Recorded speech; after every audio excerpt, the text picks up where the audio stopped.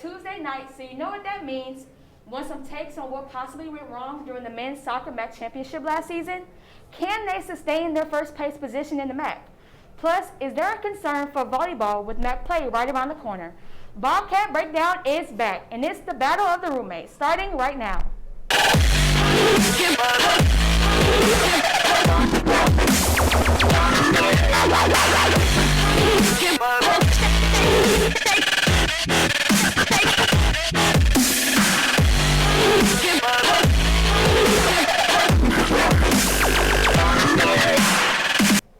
Good evening, everyone, and welcome back to Studio 125. I'm your host, Khalesia Smith, and I am joined by the roommates themselves, analysts Eric Kerr and Jack Main, and yes, they do actually live with each other. Roomies, how are we feeling tonight? You smell that? It smells like Up Dog. What's up, dog? Nothing much. What's up with you? Dude!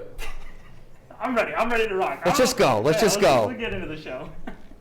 You guys, pray for me. We are about to get this started. It's about to be a wild night. So far this season, the Quinnipiac women's soccer team has had a great start to the season.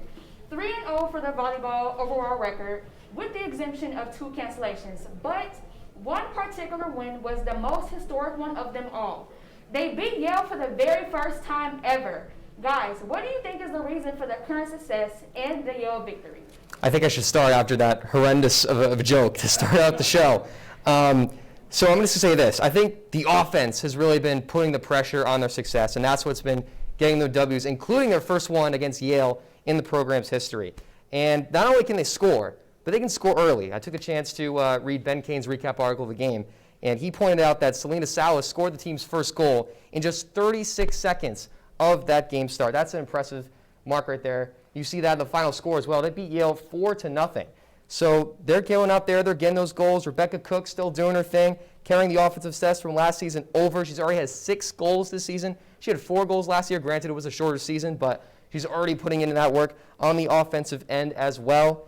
And she's just putting in the work, but the defense has been there too. I mean, we saw a box score right there, 4-0. They've only allowed 1 goal this whole season. So the offense has been amazing. It's been the real reason, but you can't ignore the defense too.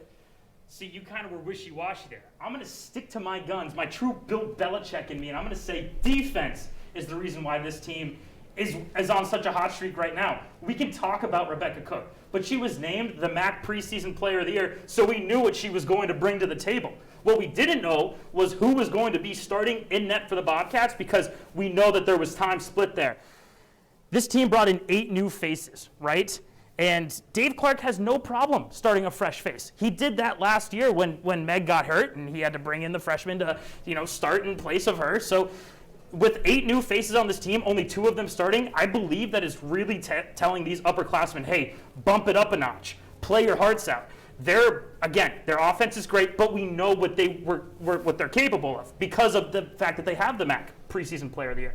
Defense wins championships. That's the reason why they're off to such a hot start. Right, but to that point, defense can only get you so far, because last year in the playoffs, it took them until overtime to score a goal in the very first round of that game against Fairfield, I believe it was. In the next round, they didn't score a single goal, which ended up resulting in a loss. So I'm saying the offense has a bigger impact in games, because at the end of the day, you got to put goals on the back of the net, right? You do have to put goals on the back of the net, but if you are guaranteed offensive production from 1 or 2 players, and I'll get into their offensive production last year in a little bit, you got to make sure that you have a steady rock behind whoever's taking the ball up the field, right? Mm-hmm. I believe that all falls back on the defensive blanket that cushions this team and propels them into a MAC championship appearance. I agree, and you can't ignore the goalkeeping too, right? Megan Phillips has been doing her thing this year, 93 save percentage thus far, and it's only allowed 1 goal. So yeah, but in my opinion, I got to go offense. You get more opportunities, you win. We look at the Lafayette game. They had 10-1 corner kick opportunities in that game, setting up for more shots, and then to get those goals. And they had another 4-goal performance in that one as well. So hey, at the end of the day, offense gets you the good looks. All right, guys, these are getting a little heated up in here. I'm loving the passion and the energy. But let's get into some MAC tournament talk. What do you think they have to do differently this season to further themselves in the MAC tournament? All right, so I apologize to the producers of the show, and I kind of said, what do they have to do the same? And that is they have to beat Monmouth again. Last year, I made the hot take of the year when I said that this team was going to beat Monmouth. in the regular season, they were able to do that. You can see this against Monmouth last year. They had 3 shots on goal, 8 saves, 21 fouls, and only Monmouth's 2 goals on their 14 shots. I really do believe that if Quinnipiac is going to be at the dinner table at the end of the year, they have to beat the best in the conference, and that means beating the best teams in the MAC. September 25th is when Quinnipiac travels to Monmouth for their one meeting of the year against the MAC's top seed. And it's going to be a tall contest. Monmouth returned all of their stars from last year, including their all-star netminder. But they have to find a second scoring option. This is what has to change for them. Rebecca Cook was the only player last year on this team that had more than 2 goals. And she was one of 2 players. She was the only player to shoot, I believe, 26 shots on goal. The next highest was like 16. Didn't score a single point all season. The one thing they have to do differently, aside from continuing to beat the top of the conference, is find the second option next to Cook. Because we know what Cook can do, we need to find out what everybody else can do as well. Yeah, I agree. And I was actually going to say that you stole my point. And they got to find that second scoring option. I'll give you that. I think it could be Selena Salas. She is the second on the team right now in goals. She's already got 2. So that's a good sign. Definitely a plus from last year. That is good. We got 1 more extra, so that's good. But I think they definitely got to find, even a third option too to help them out. Because at the end of the day, if it's only Rebecca Cook scoring, right, they're going to be able to lock her down, focus in on her, and it's going to be tougher for them to score goals. And we saw that last year in the MAC too, where they had 5 straight games to close out the regular season, where they had no more than 1 goal scored in that game, including the 0-2 loss that I briefly referred to earlier in the MAC tournament against Monmouth last year. So at the end of the day, it's got to be find that another option to really help them out and get that consistency, find that another offensive option to get them going forward. And I think that if they can do that, if they can find the offense, they'll be a good team. I guess great minds think alike, but let's move on to the men's soccer team. We have to take it back a bit and recap the bitter ending of their last school year. 2021 MAC Championship, Quinnipiac versus Monmouth. Monmouth takes the title. Guys, what went wrong for the Bobcats? I think it was kind of what we were talking about with women's soccer that men's soccer didn't do in that last championship game, and that was offense. They had chances, but they couldn't capitalize them. And I think it came at a time when, it just wasn't their day. The same thing happened in the first round against Siena. They took a while to score that last goal, and the same thing happened to Monmouth too. They didn't score any goals. But they were still top 2 in the MAC in goals. They were tied for the best goals per game average with 2 goals per game, tied for best assists, and those stats they were tied for was with Monmouth, the team that they lost to. So at the end of the day, I think this Quinnipiac team, and I'll talk about them earlier in men's soccer as well, they're still a loaded roster, still got a lot of talent coming back with the same core that's pretty much similar to last year. But at the end of the day, they just didn't have it for them that day. I have to agree with you, so I'll yield to redundancy. If you watch that game, you'll understand that stats aren't going to tell the story there. Quinnipiac had opportunities. They just were unable to put the ball in the back of the net. And to your point earlier, offense is what gives you the looks. Defense was what let them down at the end of the day, allowing a goal in the 85th minute. Just completely unacceptable. It's great that Mazzola is back because he has a chance to redeem himself this season. 100%. Guys, you have some good takes going on, but for the preseason poll, they were picked at first and still currently holding that first place slot in the MAC standings. Are they keeping it? Yeah, absolutely they're keeping it. Multiple beat reporters on this Q30 Sports staff have said this is one of, if not the best in the MAC. Plain and simple. I'm going to trust the expert there, and since I'm not a soccer expert, I am 100% going to roll with the guys that beat on these teams.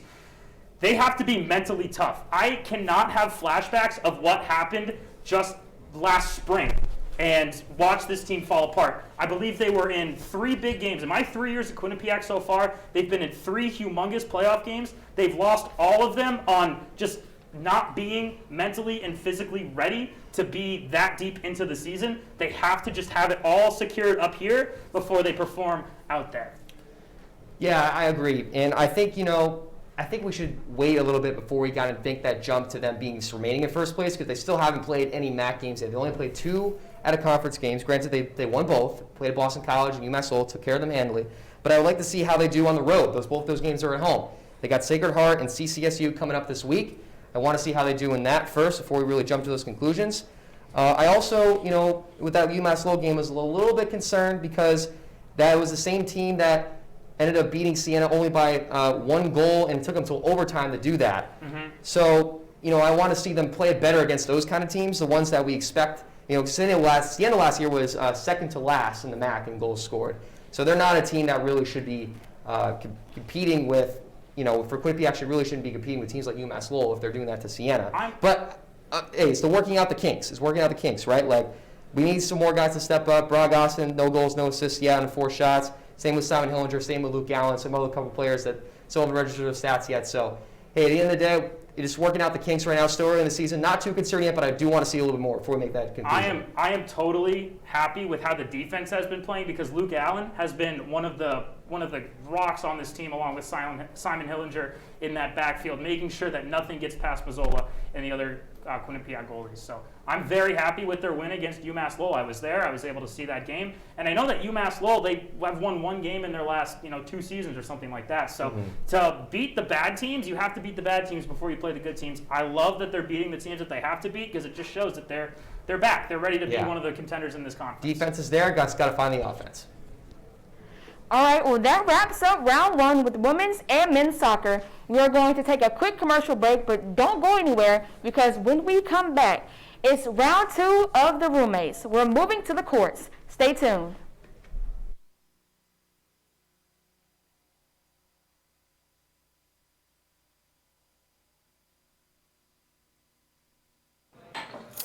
What do you think you're doing, Kevin? Was just gonna drive home.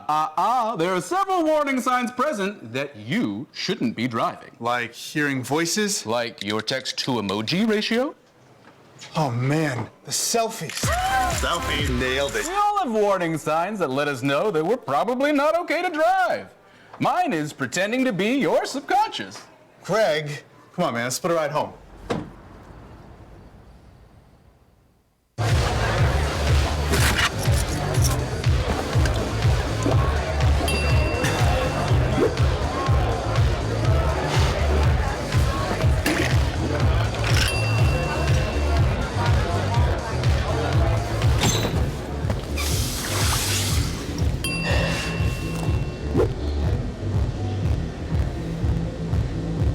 If you need to do something to feel okay to drive, you're not okay to drive.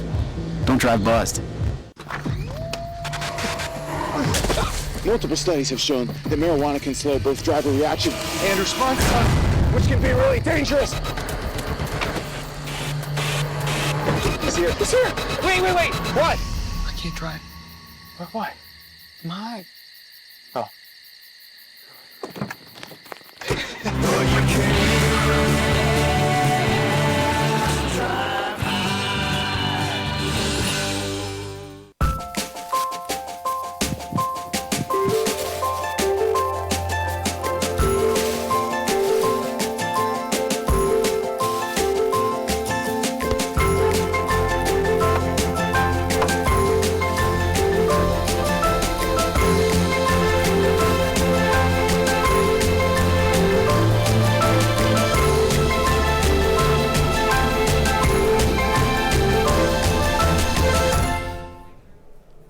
And we're back. Thank you for sticking with us. Let's get right into it. Over the past couple of weekends, Quinnipiac Volleyball has kicked off their season at a couple of invitationals. First was the University of Rhode Island Invitational, and it came out 1 and 2, and then the Yale Invitational, resulting in a 0-3 sweep. Guys, volleyball is on a 5-game skid. Does this raise concern for MAC play in a couple of weeks? Well, obviously, the numbers may look that way, but in my opinion, I think this is just a rough patch in the learning curve. It's kind of like the same situation with both. I know you're shaking your head, but let me explain why, okay? Because they're playing teams that have a clear size advantage over them. I'll put it in perspective with the hands, okay? All right. So this is Alexander 10, 5'8" middle blocker in Quinnipiac. Imagine her trying to block Marina Marakova on Syracuse, who is a 6'5" giant, swinging from the outside, okay? Like, this is just such a different matchup, and it's a tough one for them to deal with, going against such a big height advantage on the opposite side. But going against this kind of competition prepares you for the MAC season ahead when you're not going to be going against those kind of taller players going forward. Now, granted, the 5-game skid is tough. I feel like Hartford definitely was a very winnable game, but they didn't start as strong as they liked. They could have had closed out that first set, but it just wasn't in the cards. They got outdug at the end of the day. Their defense just wasn't there. But there are some other kinks they do have to work out, like winning the service-ace battle, right positioning on digs and attack. But to put this in perspective, we got the chance to talk to Kyle Robinson after the game, and he basically told us that, quote, the understanding for us when we play tough competition or conference to prepare us to battle against people, we're going to really challenge us, and we're prepared to win our conference. So at the end of the day, I get that. I see that. They're going against competition. He's scheduling the right tough games now. They got a little bit of an easier invitational coming up with UMBC. So that will be a real test to see, okay, can we be concerned about this team? If they drop most of the games in that one, then maybe we're a little bit more concerned. But right now, I'm not. Kyle Robinson is 100% the right man for the job to be leading this team. I just think back to that 2019 season. That team lost a bunch of games to start the season. They ended up in the MAC championship. Yeah. However, now they're losing to teams like Hartford. Hartford is in the bottom of the American East right now. They have one win all season. Who was that win against, Eric Kerr? Quinnipiac, bro. If Quinnipiac is losing to the worst teams and not even in their conference, how do you think they're going to show up against the best competition when it matters most? They're not going to get past Fairfield. Well, they're not going to get past Monmouth. Hold on. Let me go back. Because you said that they struggled off at the start of the season last time when it was Kyle Robinson's first year. What happened? They were in the MAC. They made it in the MAC championship. Yep. This is the exact Kyle Robinson recipe for success. He schedules himself against some tough competition. Granted, they'll have their bad losses. They'll have their bad losses. They'll have their bad losses. And look, this is still a pretty good loaded senior core. They got Maggie Baker still on the team. They got a nice, good middle blocker, Nicole Legg. They still got a good core to build around. Good senior class here. Just give them some time. They're still trying to find the right rotation. Granted, they do have some weaknesses. They need to find a second middle blocker. Okay, they need to have more consistency from a young first-year libero and They just Favai don't have the same team. You're right, but they will build themselves up. Trust me, it's the same Kyle Robinson recipe. This happened the first year he coached. It's happened the second year coach. Granted, we can't really judge too much for coach season, but they took down a very good Fairfield team that was undefeated last year under the system. So give them time. They'll work out the kinks. They'll get back into motion. That's very optimistic, ladies and gentlemen, but he is the I'm expert. saying how it is. I've seen all the teams play. I've seen all the games. You have not seen a game played. You cannot say anything because you have not seen a game, but I've been to every single game, okay? That's dedicated right there. Yeah, 100%, but that's just how it is. You guys are truly funny. I think I need a bell, the ding ding, so you guys can stop at some point. But on this topic of volleyball team, with the players, the coaches, and the decision making, with the MAC play right around the corner, we have our analyst and volleyball beat reporter Eric Kerr with more details. A new season is already in full swing for Quinnipiac volleyball. A quick return back to the court after last year's season ended just a few months ago in April. The team's first 3 games at Rhode Island's Invitational Tournament gave a variety of Bobcats a chance for more playing time. That's really up to them, It's really up to who's competing at the highest level at any given moment. That's the culture we built in the program. Each and every day we have athletes that are fighting for spots and really getting after it, so it could change. Players were working on trying some new things, including senior middle blocker Nicole Legg. She was working on a new offensive attack that was a bit outside of her comfort zone. Slides are not really my favorite, actually. So Coach Kyle actually makes me run slides a lot in practice and pushes me to be uncomfortable and run as many slides as I can. That is kind of what has put me more towards success. And the offensive attacks from the front and back row, and including some impressive slide attacks from Nicole Legg, weren't done overnight, as the work was spent right here at the Bird Con Court to prepare themselves for the long season ahead. We're always trying to evolve the program, the team, the level of volleyball. Me, I always look at the long game, right? Like, we never, hey, we got to win right now. Well, no, we got to be trying to get better right now and consistently get better.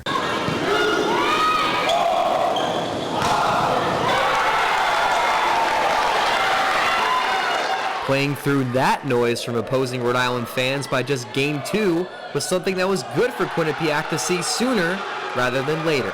It was exciting with our first weekend to have that atmosphere, get the younger girls to see what college volleyball is really about. Excited to get our own crowd at our games and really use that momentum on the court and fire us up when we get each point. At the end of the day, the goal remains the same: win the MAC championship. The ring. For sure. I mean, last year, I might as well go for it, yeah. Why not go for the ring? Everyone has the same goal. We want the ring. Eric Kerr, Q30 Sports. Thanks, Eric, for that insight. It's good to know the strategic angles and the mindset of the players and the head coach from an inside scope. But moving back over to the field, Quinnipiac field hockey have also had a rough start to the season, 0-2 for matchups against Boston College and Columbia. But it's a different talk when you're bringing up the Big East. They have the Temple matchup in a couple of weeks, Liberty 2 weeks after that, matching up against the top two teams from the start. How will these recent matchups prep them for the games in the near future? You got it? Yeah. Look, I feel like we're kind of running around in a circle with this field hockey team. You know, last year I know that we said this when we started sports back up. You know, we just didn't have enough good play from field hockey to be able to call them contenders in the Big East. They're going up against nationally ranked teams. They're going up against UConn consistently because they're in the Big East. They're going up against Villanova, Columbia. I'm just not seeing the consistent play. The fact that they're 7-22 in their last, now I got to do math. 29 games, right? Is that 29? Can I get the crack research team on that? Thank you. They already have the worst rated offense and the worst rated defense in the Big East this season. I just don't see how any game that they lose is helping them prepare for anything in the Big East. Yeah, well, one of those teams was a BC team that was ranked number 7, so you could learn a thing or two from that. UConn's been like top 5 in the nation in the past 5 seasons. I'm not saying that field hockey really is gonna learn a lot from that loss, but I do think at least give them maybe a couple games at home. Both those games were on the road. They got Fairfield coming up this weekend. They got Lafayette coming up. You see the Columbia game on your screen. That 5-1 deficit, or loss rather, for Quinnipiac was not the most ideal, but at the end of the day, they got to figure out a way to try to turn their losses into lessons. Becca Main has been head coach there for a while, so she'll try to cook up some sort of scheme for that team. But yeah, I do agree that that Big East is so tough. UConn has always been so good. Villanova's been good. So yeah, that'll be interesting to see if these games at home coming up can maybe help them out. Maybe get a win on the board to try to get them a little more confidence. Sleep in the QU dorms and maybe things start to go the right direction, right? Yeah, we'll see. So overall, guys, we've talked field hockey, volleyball, men's and women's soccer tonight. Out of all of these, or even beyond, who is the team to beat so far this season? So I'm going to join the beat reporter crowd that is high on this team, and I'm going to say men's soccer. This is the team to watch. We know their record right now. We know how successful they were last year. But you look at the stats there, how to a great start this year in terms of the defensive side. But looking at the team, I want to focus on the roster. They got a lot of people coming back from that grad year eligibility. Jared Mazzola's coming back in goal. That's huge for them. Been a productive goalie most of his career for that Quinnipiac team, so it's big to have him back in net. Jordan Bennett, senior defenseman, is coming back too. And they got a lot of good key pieces to build off of as well, with Tomas Vedkula and Brog Asen. So those guys just need to find themselves out on there in the field. By the end of the day, that roster is so loaded, so talented. If they find themselves and find that rhythm and get that going on the offensive end with the defensive play that's already strong, there's no reason why this team shouldn't be a top contender in the MAC. I also picked men's soccer, and I actually have them in my final roar. So I'm going to go ahead, yield to redundancy. We'll talk about that on the other side of the break. But men's soccer, by far, best team on campus right now. Sounds good. Look forward to hearing about it. Well, you heard it here, folks. The roommates have spoken. We have one last commercial break. Stick with us. When we come back, it's QBSN's Game of the Week time, and of course, Final Wars. Don't go anywhere.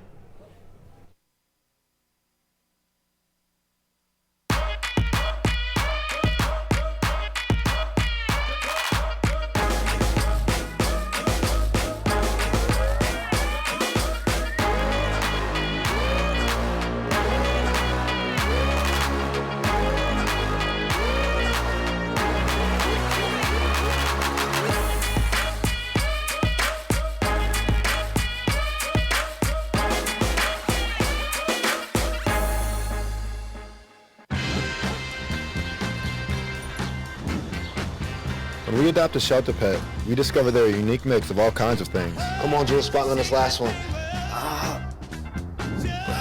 There it is.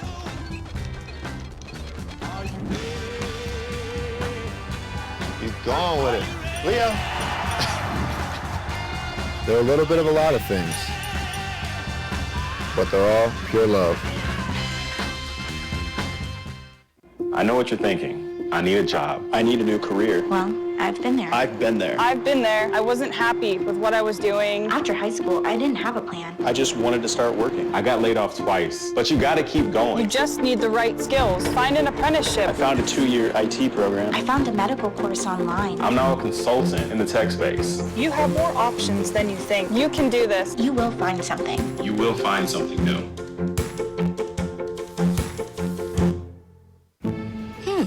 Maybe you can make retirement happen. After all, you made home ownership happen. Homeschooling yourself on loans, beefing up your credit score. So I'm pre-approved. You were like, yes! Sorry. Color coding listings, ticking boxes, and flushing every toilet in a 20-mile radius. Home sweet home. You aced house hunting. Now get the tips you need to get on track at aceyourretirement.org. And now is the time you've all been waiting for. It's time for Final Wars. Eric, take it away. So I'm going to take a little bit of a curve for my Final War. So while Jack's and I's takes may have fueled a little bit of a fire between us in the desk tonight, I cannot ignore just how successful my co-analyst Jack Maine has grown to become. Now I remember the first time that I met Jack, we did a women's basketball together, and at first I had my doubts about it.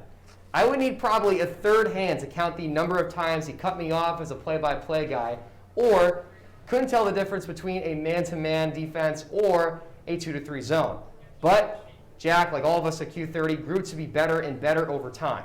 Now Jack started as a radio guy at Quinnipiac, which led him to be the general manager of our school radio station, 98.1 WQAQ. But his creativeness as a reporter and a producer played a role into myself joining him as an associate producer of the show last year. Now we pass along the torch to my fellow APs, Hannah Smith and Heather Owen, to continue our legacy. And tonight's show was great, so I only know they're going to keep it going. Now, while Jack had still struggled to write the correct spelling of words like tired and even words like ambitious, no decision could have been more correct to not only have him as my roommate, but most importantly, as a friend. And I'm looking forward to working with him one more time in the last dance of our journalism careers at Quinnipiac, with greater success to travel to road games for coverage, and with the People's United Center finally back open to Augusta again for all students this winter. I don't even know how to follow that up. So, I mean, what a touching tribute by my good friend Eric Kerr. But this is the year. This is the year that Eric DaCosta takes the Quinnipiac men's soccer team to the promised land, a MAC championship. The boys have been picked to finish first in the MAC this year, with returning goalie Jared Mazzola leading the team alongside MAC preseason player of the year, Bragos. There isn't any reason why this team can't win a MAC championship. The stars couldn't have aligned more perfectly. The boys are motivated after a poor exit in the championship, and so many players are returning after the COVID-shortened season. This season has 98 bowls feel to it, win at all costs, and make the Q proud. With vaccinations being a requirement here at Quinnipiac and things starting to come back with some sense of normalcy, over the summer, Quinnipiac made the announcement that sporting events will be back open to all vaccinated students, which was definitely music to my ears. Since this is my second and last year here at Quinnipiac and having to deal with no access to sporting events, even as a beat reporter last year, I have definitely been looking forward to experiencing these D1 teams in action and in person. I can't wait to experience the big rivals men's ice hockey matchup of Quinnipiac versus Yale in person. Seeing Coach Fabry pace back and forth when the Bobcats are up by 1 against the 2021 MAC champions, the Marist Red Foxes, in person. Or even watching Rebecca Cook record another hat trick, scoring goal after goal against opponents in person. Feeling the fan, feeling again the tension or excitement in the stands. The oohs and ahs of shock and disappointment. As a huge sports fan and an aspiring sports journalist, it's what I live for. Unfortunately, that's all the time we have for tonight. It was the battle of the roommates. To stay up to date on all of our content and all things Quinnipiac sports, be sure to check out our website at Q30TV.com. Also, follow us on Twitter at Q30 Sports. From the producers, everyone behind the scenes, to my roomies, Eric and Jack, and myself, your host, Khalesia Smith, we thank you for watching. See you next week.